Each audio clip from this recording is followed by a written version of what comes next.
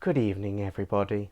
If you spent this year's Valentine's Day alone watching Doctor Who, which is not at all what I was doing, then perhaps you need the help of a complete stranger off the internet. I think the best piece of text, in fiction or otherwise, for finding stable relationships or just one night of fun is, of course, The Time Warrior, the sexiest Doctor Who story. Sorry to interrupt, but I had nowhere better to put this. The channel now has a Twitter account, so if you want to know when new episodes are going to come out, following that is probably going to be your best bet. My release schedule is hectic, so if you could follow me on there, that would be greatly appreciated. Link in the description.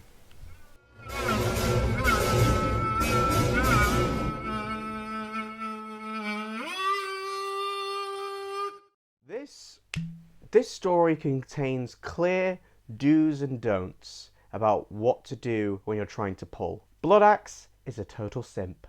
Always sucking up to his crush, brown-nosing him, getting jealous of when he has a shiny new boyfriend nearby. Lynx, on the other hand, total Chad. He stays in his room all the time, working on his machines with all of his kidnapped friends. He makes Irongron come to him. Hey, Irongron mentions wine at least 9 times in this story, so what else was I going to drink? This one seemed like it would make a lot of sense given how I've just been talking about the historicals and their evolution, and we've just come out of Flux and there were Sontarans about. It's difficult to know where you're going to begin if you're going to try and praise everything about this. Plot's interesting, the guest cast is great, the setting's really good and makes it really stand out among the rest of the Pertwee era. Professor Rubish's every moment, I love him. And of course we have Jeremy Bulloch playing a marksman clad in green. If only he could have gotten more roles like it in the future. Like a panther. Yes? Maybe not. So if I had to criticise something, what would it be? For all this gets talked up as Sarah Jane's finest moment on the show, the story's not always too kind to her. Sandifer argues that Sarah Jane's feminism is kind of treated as the butt of a joke, and often treated with condescension by characters in the story and, to an extent, the story itself. There's that segment in episode 2 where she doesn't realise what setting she's in and complains about all the men around her being barbarians. That is obviously a joke at her expense. At the same time, I do also agree with Liz Sladen. She's quite strong in this story, and some of the conclusions she does reach, that the Doctor's a villain. Even me, someone who knows how the show works and has a horrendous case of protagonist syndrome, couldn't really argue with the conclusions that Sarah reached. She has agency and she makes positive impact on the plot. Even when she's going to capture the Doctor, she does save his life in the process. So I'm in the middle of this. I think Sarah Jane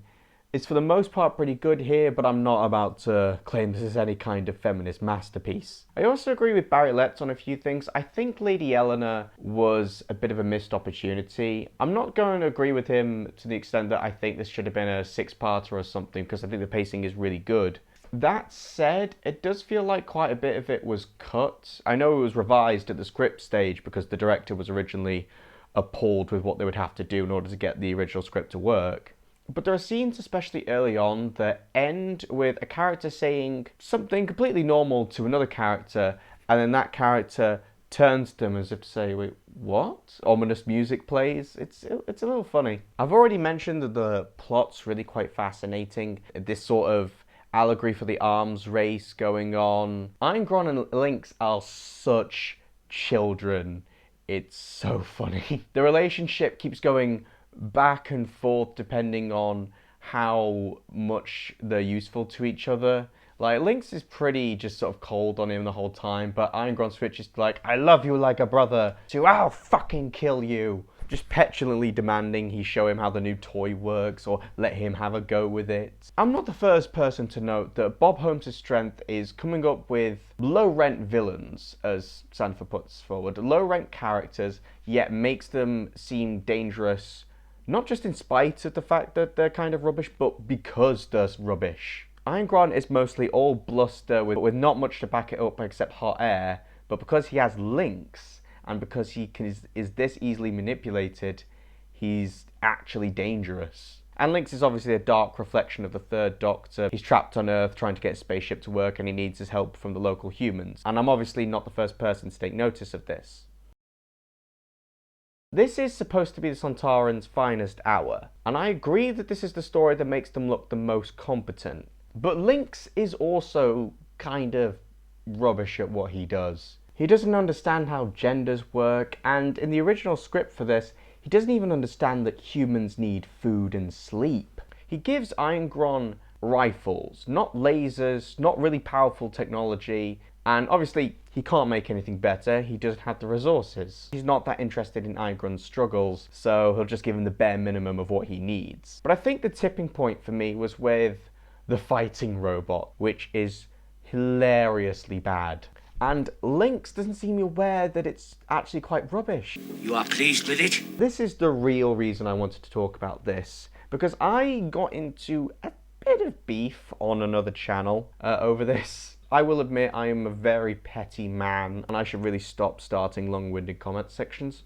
But it has to be said, you're well within your rights to not like War of the Sontarans. But to claim that Sontarans have always been good at war, I'm really sorry to break this to you, Doctor Who fans, but no, that they've always sucked. I'm sorry about it. Lynx only comes across half competent in this story because he's surrounded by idiots. I don't think there's been any other example in the show where the Sontarans have been shown to be that powerful or that competent. In Sontaran Experiment, Steyer comes across as an idiot who his superiors just tell him to torture people and give him an excuse to do it just to keep him out of the way. In Invasion of Time, they're trying to conquer the most powerful race in the universe who are also rubbish. And that's the only reason they're half successful at it. In the Two Doctors, they're owned by the Androgams. As soon as UNIT get their hands on some better bullets, they're mowed down so easily. And this isn't just me trying to be a Chibnall defender. We were wrong to complain about Strax as well. Him and Karg are defined by the fact that they're failures and outcasts. We as Doctor Who fans need to stop hoping for Sontarans to be the badass fighters we think that they are. It's just they're great comedy villains who are at their best when the joke becomes very, very dark. I was young when I found out that Sontarans have sex in the back of their necks through the probic vent. I think that did a number on me psychologically and how I view sex as an adult.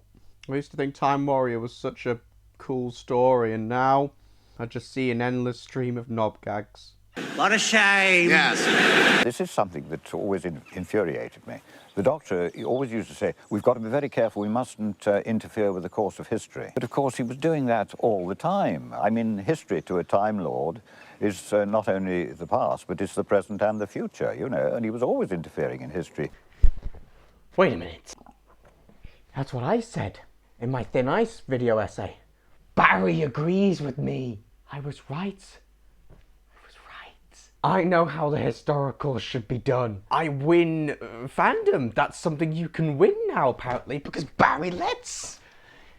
He agrees with me. He agrees with me. Why don't you? Why don't you?